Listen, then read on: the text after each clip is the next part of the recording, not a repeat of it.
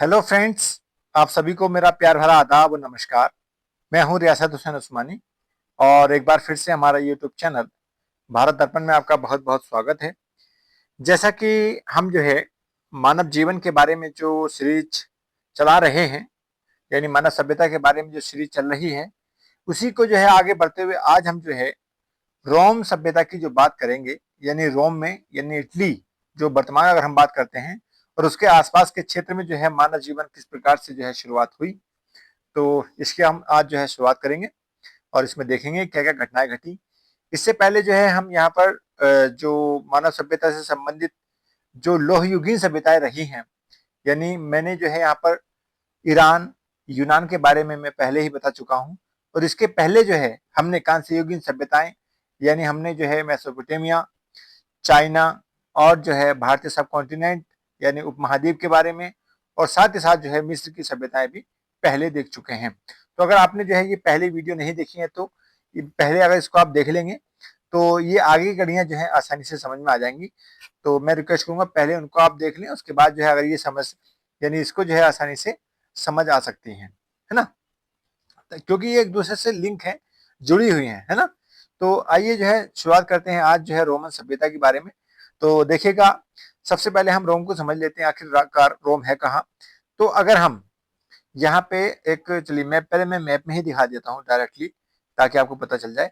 देखिए ये हम यहाँ पर बनाई है, इस प्रकार से देखेंगे तो ये जो देखिएगा, अगर हमने ये इस तरह से जो यूरोप बन जाता है, ये यूरोप वाला पार्ट है, ये स्पेन वगैरह आ जाता है यहाँ पर, ये पुर्तगाल वगैरह है। और इसके बाद में ये जो पार्ट है, ये पार्ट है आपका इटली वाला, ये इटली पेनिनसुला है। और ये जो इटली है यहीं पर रोम है, और यहीं से जो है इस सभ्यता की शुरुआत होती है।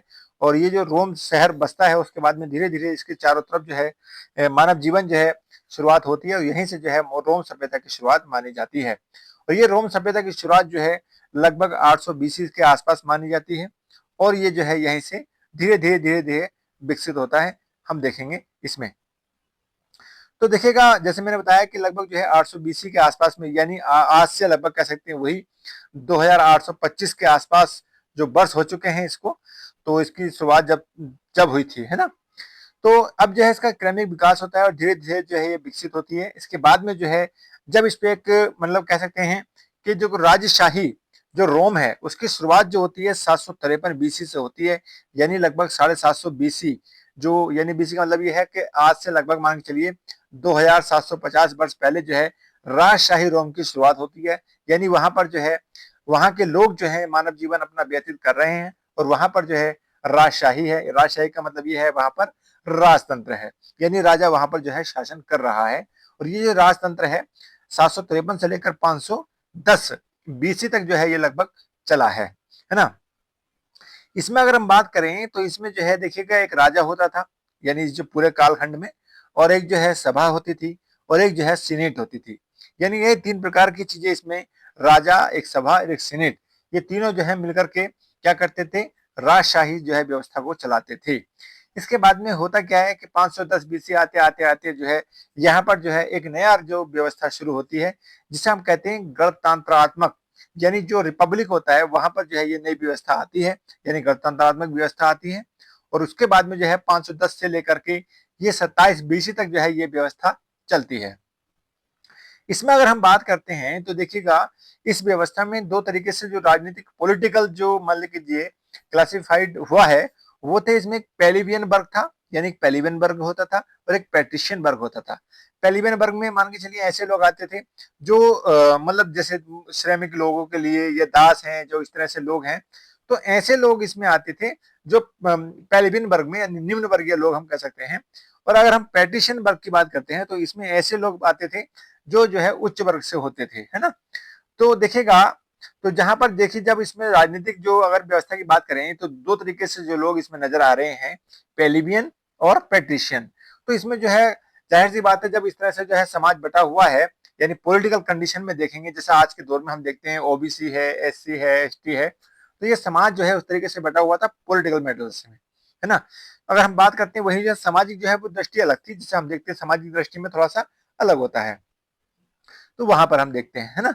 तो इसमें जो है देखिएगा, इसमें एक इसमें अगर बात करते हैं जो पेलिबियन वर्ग है उसमें जो मुख्य नेता की बात करें तो इसका नाम था एक स्पार्टाकस, है ना।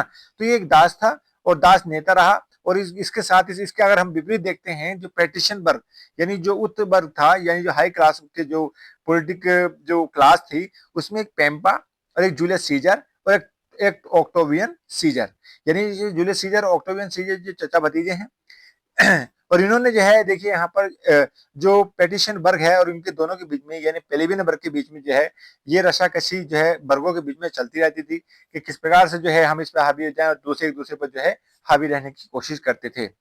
उसी कालखंड में जो है होता क्या है कि ये जो मुख्य जो मान के चलिए ऐसी स्थिति बनी हुई थी उसी समय जो है रोम शासकों में जो है कार्थिक सभ्यता जो उत्तरी अफ्रीका की, देखिए उत्तरी अफ्रीका में आपको दिखा देता हूँ।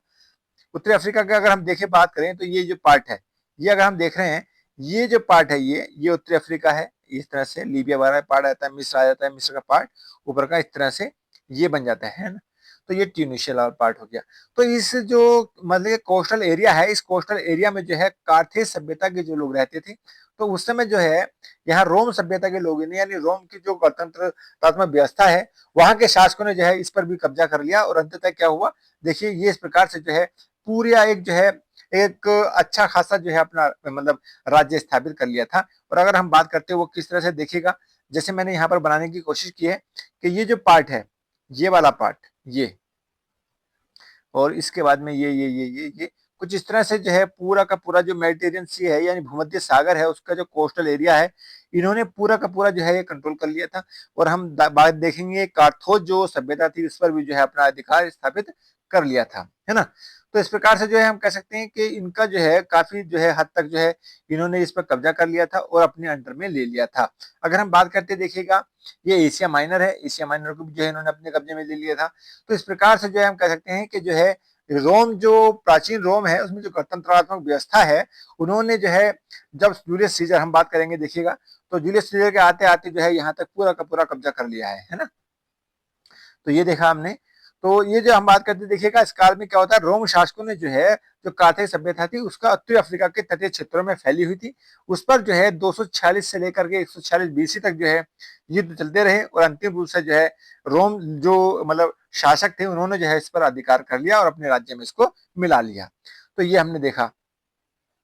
इसके बाद में क्या होता है जब ऐसा होता है तो यहाँ पर देख रहे हैं हम कि सैन्य ताकत इतनी मजबूत हो जाती है कि वहां पर जो राजा है वो जो राजा अपेक्षाकृत क्या होता है कमजोर पड़ने लगता है और जो सैन्य ताकतें हैं वो सैन्य नेताओं के हाथों में आने लगती हैं। और अंततः होता क्या है और अंततः होता यह है जो गणतंत्रात्मक व्यवस्था है यानी गणतंत्र रिपब्लिक जो मतलब वहां पर मतलब कह सकते हैं सिस्टम बना हुआ था तो वहां पर जो है ऐसा होता है आप उसको समाप्त करने की जो है सैन्य ताकतों ने जो है एक मतलब रणनीति बनाई और उसी में जो है वो सिविल वार की स्थिति बन गई। और 81 से लेकर 31 तक जो है लगभग मान लीजिए 50 साल तक जो है लगभग जो है युद्ध सिविल जो वार चलते रहे। और अंततः होता क्या है इन सिविल वारों की स्थिति में जो है वहां तक जो गणतंत्रात्मक व्यवस्था है वो कमजोर होती चली जाती है। और अंततः जो है सैन्य नेता जो है जूलियस सीजर, ये जो जूलियस सीजर है इसने जो है गणतंत्रात्मक व्यवस्था के रूप में जो है सत्ता संभाली और जो है ये राजा बना, है ना। इस प्रकार से जो है कह सकते हैं कि अंततः जो है जब जूलियस सीजर ने सत्ता संभाली और तो गणतंत्र जो गणतंत्र है उस व्यवस्था की जो है शुरुआत हो जाती है ना। तो ये स्थिति हमने देखी। अब होता क्या है क्योंकि जब ऐसा राजा बन जाता है जूलियस सीजर और गणतंत्रात्मक व्यवस्था तो आ जाती है तो उसमें क्या है अंततः षड्यंत्र एक जो है कॉन्स्पिरेसी करके जो है जो कॉन्स्पिरेसी करके इसके बाद में क्या होता है इनको जो है जूलियस सीजर की जो है हत्या कर दी जाती है। और इनको जो है मतलब एक मतलब कह सकते हैं उनको जो है जब हटा दिया जाता है उनको जो है इनकी हत्या करने के बाद में जो है इनके भतीजे जो ऑक्टेवियन सीजर हैं उनको जो है शासन संभालना होता है यानी उन्होंने जो है सत्ता संभाली। और सबसे पहले जो है जब इन्होंने सत्ता संभाली तो स्वयं को जो है इन्होंने सम्राट घोषित किया, है ना। सम्राट घोषित करते हुए जो है सत्ता संभाली और जब जब से जो है इन्होंने जो है एक नए युग की शुरुआत की जिसे हम अगले उसमें पढ़ेंगे यानी समझेंगे आखिरकार हुआ क्या है। तो ये हमने देखा। इसके बाद में हम बात करेंगे कि जब वो ये ऑक्टोवियन जो है सीजर जब शासक बना तो जाहिर सी बात है जो है ये अपने चाचा यानी जो जूलियस सीजर है उसकी मृत्यु के बाद ये शासक बना था। तो हम देखते हैं कि जब ये जूलियस सीजर की हत्या हो गई थी, तो उस समय तक जो है देखिएगा रोम साम्राज्य जो है यानी रोम जो गणतंत्र रोम है, उसकी जो कंडीशन है वो कहाँ तक फैल गई थी, उसका जो राज्य है वो कहाँ तक हो गया था, जरा इसको एक बार देख लेते हैं। तो देखिएगा ये हमने देखा, यानी पहले हम देख लेते हैं यहाँ पर अफ्रीका वाला पार्ट जो ये जो आपका मेडिटेरियन यानी भूमध्य सागर है, उसके जो कोस्टल एरिया है उत्तरी भाग का, तो ये हमने जो है उत्तरी भाग जो है पश्चिम मतलब ये अफ्रीका का सारा जो है इन्होंने अपने मतलब अधिकार क्षेत्र में कर लिया था, जो कि हमारी जो है ये मतलब एक प्रकार से एक विशेष सभ्यता थी, है ना, ये हमने देखा था अभी। इसकी अगर हम बात करें यूरोप के अंदर, तो यूरोप के अंदर का देखिएगा यहाँ पर जितने भी लोग, यहाँ पर जो कोस्टल एरिया वाला पार्ट है, यहाँ स्पेन वाला पार्ट जिसमें आइबेरियन ट्राइब यहाँ पर रहती थी। इसके बाद में हमने जो है रोम सभ्यता जो है, रोम तो था ही, ये पूरा का पूरा रोम यहाँ पर आ गया था, है ना। और कुछ जो है जो यूनानी सभ्यता का हमने देखा था, जो यूनानी साम्राज्य हुआ और सभ्यता हुई, उसमें जो है मैसेडोनिया वाला पार्ट भी जो है इन्होंने अपने अधिकार क्षेत्र में ले लिया, तो ये मैसेडोनिया वाला पार्ट था। इसके बाद में जो रहा ये रहा आपका एशियन माइनर, तो एशिया माइनर का भी जो है अधिकांश हिस्सा जो है इन्होंने अपने कब्जे में कर लिया था। तो इस प्रकार से हम कह सकते हैं, जो हम देखिएगा मैंने जो यहाँ पर रेड रेड कलर का ये बनाया है, ये सब बनाया है, तो ये सारा का सारा जो है इसी रोम सभ्यता का हिस्सा थे, है ना। तो ये इसी रोम का सभ्यता का हिस्सा हो गए थे। अंततः यह कहा जा सकता है कि जो है इस प्रकार जो है रोम सभ्यता का जब मान के चलिए एक नए युग में प्रवेश करती है, यानी कि जब तानाशाही शुरुआत होती है, और जो फर्स्ट तानाशाह बनता है वो आपको बनता है ऑक्टोवियन सीजर, और इसको हम जो है अगस्टस के नाम से जानेंगे। और अगस्टस के नाम से जो है इन्होंने जो है अपनी जो शासन की शुरुआत की, एक नया युग की शुरुआत की, जिसे हम पढ़ेंगे आगे रोम साम्राज्य के बारे में। जब हम रोम साम्राज्य के बारे में पढ़ेंगे तो उससे आगे हम वहां पर देखेंगे आखिरकार वहां पर क्या होता है। तो ये ऐसी मतलब ये कह सकते हैं, ये जो प्राचीन रोम है, ये जो रोम सभ्यता है, अंततः समाप्त होती है 27 बीसी में, जब जो है अगोस्टस यानी जो ऑक्टोवियन सीजर है वो शासक बनता है और अपने आप को जो है सम्राट घोषित करता है। और जो है यहाँ से जो है हम कह सकते हैं एक जो है सम्राट, यानी यहाँ पर जो है तानाशाही जो शासन होता है यहाँ से शुरुआत होती है। इसके हम बारे में बात करेंगे आगे, रोम साम्राज्य के जब हम चर्चा करेंगे तो रोम साम्राज्य के बारे में हम पढ़ेंगे यहाँ पर, है ना।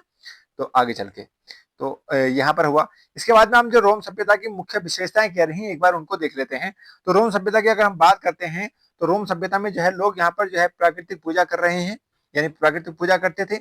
और साथ ही साथ अगर हम देवताओं की बात करें तो इसमें देखिए मुख्यतः रूप से जो है ओलंपस जो है पर्वत के देवता और अपोलो जो है सूर्य के देवता, ये मुख्यतः देवता माने जाते थे।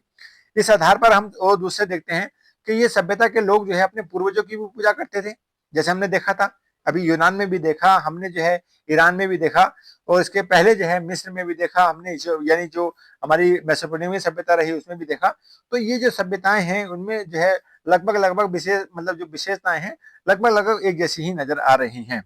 अगर हम बात करते हैं सभ्यता के लोग जो है मरने के बाद जो है जीवन में आस्था रखते थे और शवों को जो है दफनाते थे, है ना, ऐसा माना जाता है।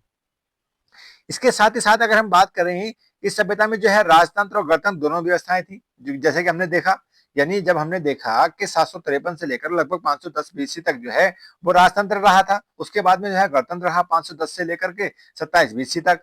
तो ये जो हमारा रहा इसमें दो व्यवस्थाएं कायम रही, एक तो राजतंत्रात्मक और जो है गणतंत्रात्मक, तो दो व्यवस्थाएं रही। परंतु गणतंत्रात्मक भी राजा में भी क्या होता था, शक्तिशाली राजा बना रहा। वो ऐसा नहीं है कि गणतंत्र जो व्यवस्था है उसमें राजा जो है वो बिल्कुल नगण्य था, ऐसा नहीं था, उसमें भी जो है मजबूत स्थिति में था। लेकिन अंततः आते आते जो है जब इसमें गृह युद्ध की स्थिति बन जाती है, सिविल वार की स्थिति बन जाती है, तो वो कमजोर पड़ जाता है और अंततः जो है वहां पर जो है एक नई व्यवस्था शुरू होती है, यानी अर्ध तानाशाही कह सकते हैं, या तानाशाही व्यवस्था जो है वहां पर शुरू होती है ना। तो ये इसके बाद में अगर हम बात करें सामाजिक वर्ग, यानी जो समाज है हमारा, अच्छा ये और चीज देख लेते हैं। इसमें जो राजा है, राजा को भी ईश्वर का प्रतिनिधित्व माना जाता था, जैसे हमने और सभ्यताओं में देखा।